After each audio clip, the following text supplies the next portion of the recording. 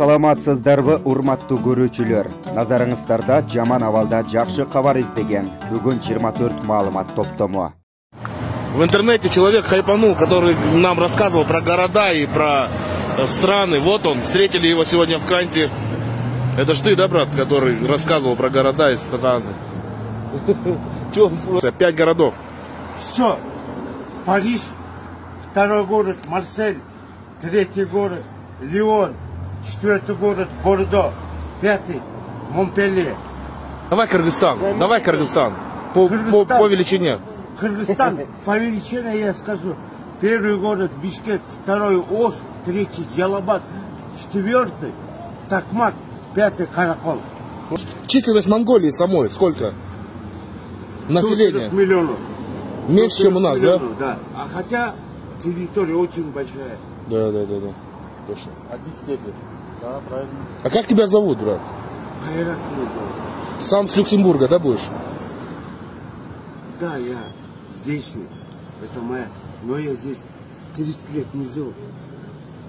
Ну все, спасибо тебе. Спасибо тебе огромное. А как попал в такую ситуацию? А ты что, учителем был или что? Или как ты географию изучал? Я не достиг быть учителем. Просто сам изучал, да? Да. Нравилось? Ну, вот, допустим, 5 городов, да, ты можешь любой страны назвать? Я могу 20 сказать. Любой страны городов, да? Крупный город, Россия, крупное государство, Канада, это Германия, Япония. Ну, давай. Понял. Я тебе сразу 20 городов расскажу. Водопады, река, озеро, все, глубина. Глубина Марианской впадины. 11 22-23 метра. Глубина Иссык-Куля, давай вот самая легкая. Глубина Иссык-Куля. 702 метра. А есть еще второй вариант какой? Второй молодчик, грамотный. 690 метров. Да. Видишь? Это было. Саламатсыздар, урматтуу достор. Карантин убагында кечкисин биз бири-бирибиз менен тажрыйба алмашып, анча-мынча окуган китептерибиз менен ой бөлүшүп турганыбыз туура деп эсептейм. Мындан ары ошентип турайын деп чечтим. Мына сотторду оңдомоюнча, деги сот системасын оңдомоюнча өлкөнү өзгөртүүгө болобу деген суроого мен бүгүн чаккан бир өлкөнүн тажрыйбасы менен сиздерге жооп бергим келип турат. Мына Грузияда 2003 жылы Роза инкылабы болгон, андан кийин Саакашвили баштаган саясий лидерлер келип, ошол 10 жылга жакын убакыттын ичинде өлкөнү бир топ чоң реформаларды жасап, өзгөртүүгө жетишишкен. Ошол Грузия убагында 2003 жылы экономикалык чоң кыйроого кептелип, эли бийлигине нааразы болуп, ушундай бир жакырчылык каптап турган өлкөдө инкылаптан кийин келген команда чоң ийгиликтерге жетише алган деп ойлойм. Аны мына Дүйнөлүк банк да убагында Грузияны эң мыкты реформатор өлкөлөрдүн катарына кошкон. Эми ушул Саакашвилинин эң таянган команда мүчөлөрүнүн бири Ника Гилаури. Бул киши өз убагында энергетика министри болуп, андан кийин каржы министри болуп, кийин өкмөттү башкарып турган инсан. Ошол киши өзүнүн басып өткөн ошо Грузиядагы жасаган иштери жөнүндө, Грузиядагы өзгөртүүлөр, анын ичинде кемчиликтер тууралуу атайын практикадагы экономика деген китебин чыгарган.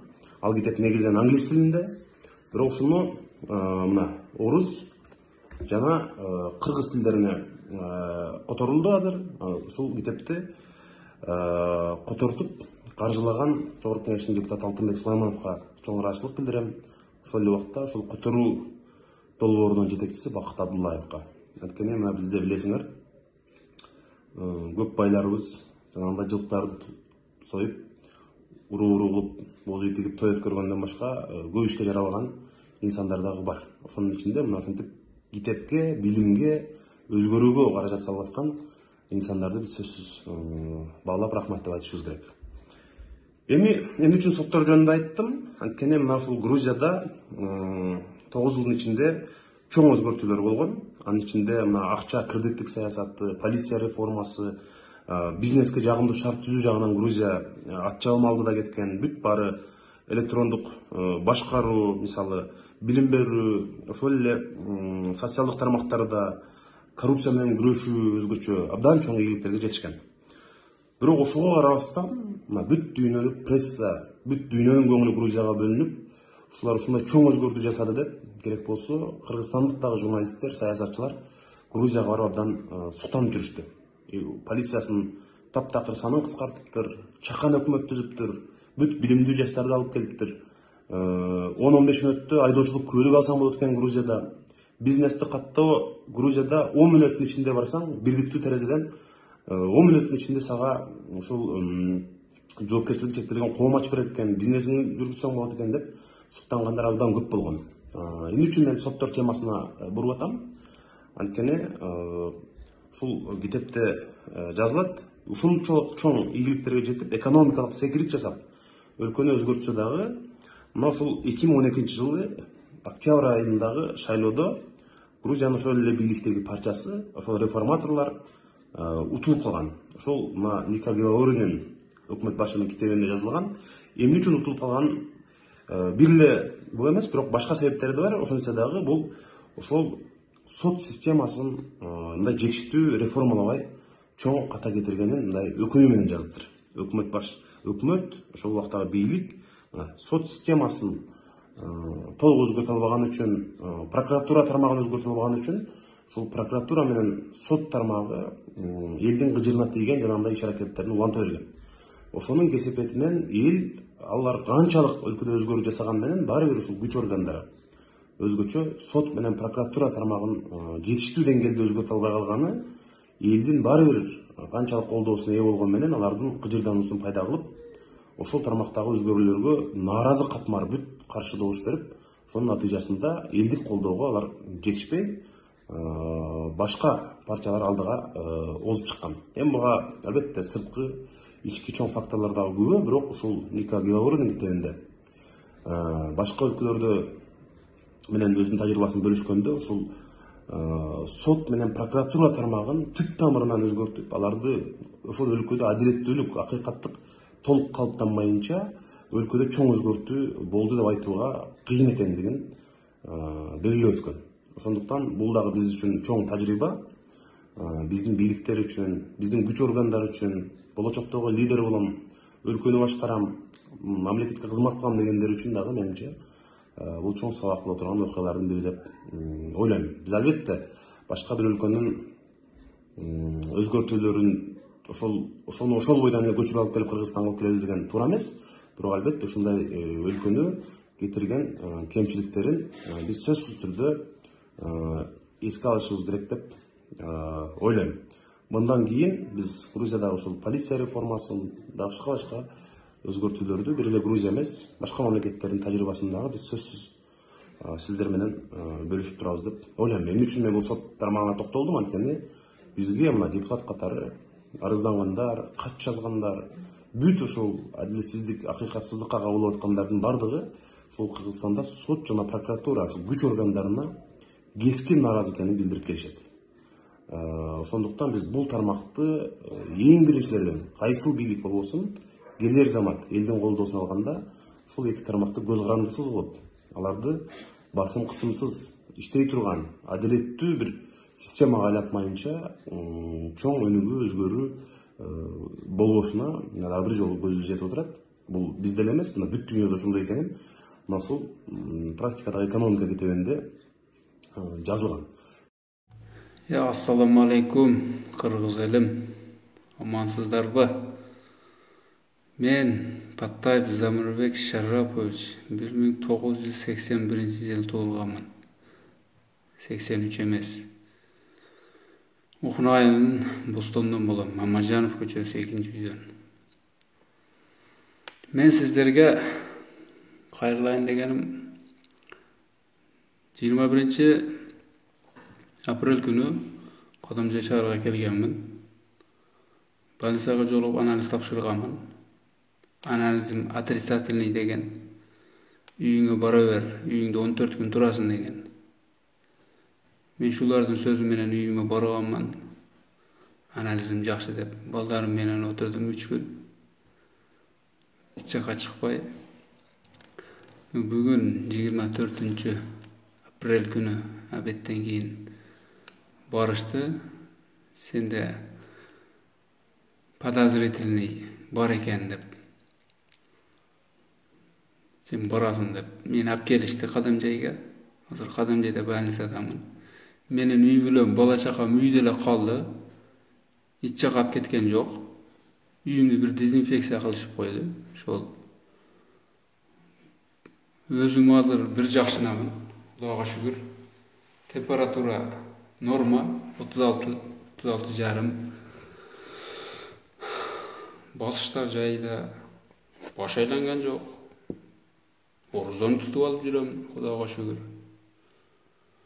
Bilip panika kıla berbeňizler. Xudo xolasa bardygy jakşy bolat.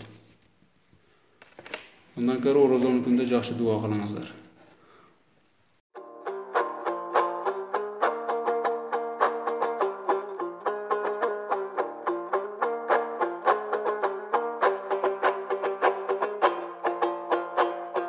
Birlikteki berender bilgizbey barın jegender. Kança jıl boldu çıkpadı halkım össün degendir. Alar qarakçını qalqalap, kalgandarın talqalap, halk tuşintip kordoydu. Jenderge bastırбай, jem korolorgo sattırбай, jeribizdi korgoydu. Manka çoңdor ketpese, mamleket kurap solboydu. Özgö өлködön gem qalbay, önügü össök bolboydu. Gülдөş üçün gelecek, güçlülerdi koldoydu. Al üçün uşul şaylodu, toğdon da bir gelelek. 90 somgo satılıp toğdon arzan bolboydu.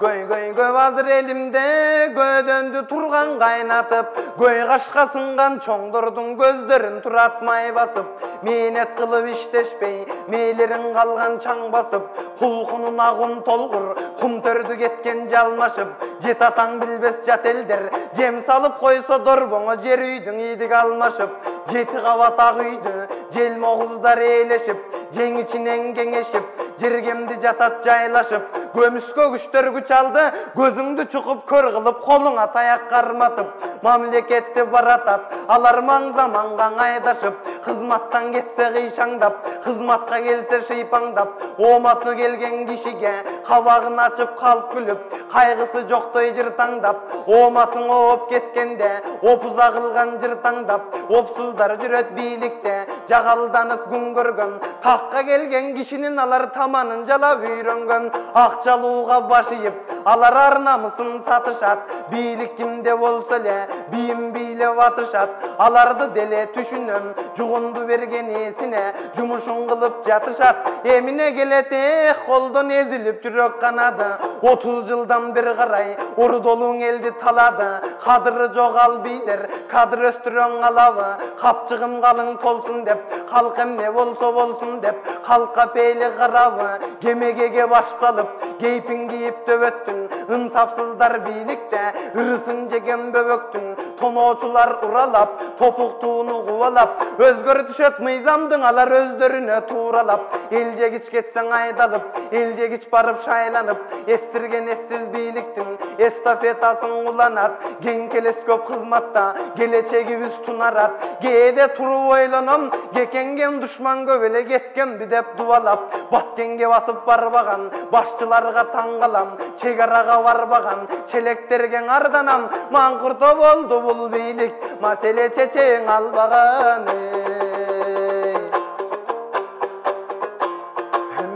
Degen kıyındını mençikteri bolboğan, alar mekenin ganan oyloğan, asiler dülöy çoңdur bolduňar, düýnö gezi oynoğan, hakikat tuğsun garmabay, ay köldün jolun jalgabay, jugundu kor çoңdurdun, jumuşuň eldin aldamay, kandektey töldöp karızdar, arbıp ketip baratat, kayran kırgız urpaga, kangıp ketip baratat, atka miner öküldür, akça kuup baratat, dan kese çoңdur ayından, demil geçil yaştardım, demi suup baratat, teksizler şıldın kılışıp, tepseledi barkıňa, uwada berip atkarбас, uyatsız bilik saltıba, ayıldan at minbeyt dep, jokçuluktu bilbeyt dep, arı joktur balkıda, jakşı degidey bardığın, jaşobuz kaçan jarkıda, narazılar jönsün dep, Pamirde jaşap görsün dep, vitselerimiz tantıda, aljaktın jayın bilbegen, akılları jardıba, çetelge kırgız jarandar, jırgaganın колунан бардыбы 30 жыл болдуң өлкөбүз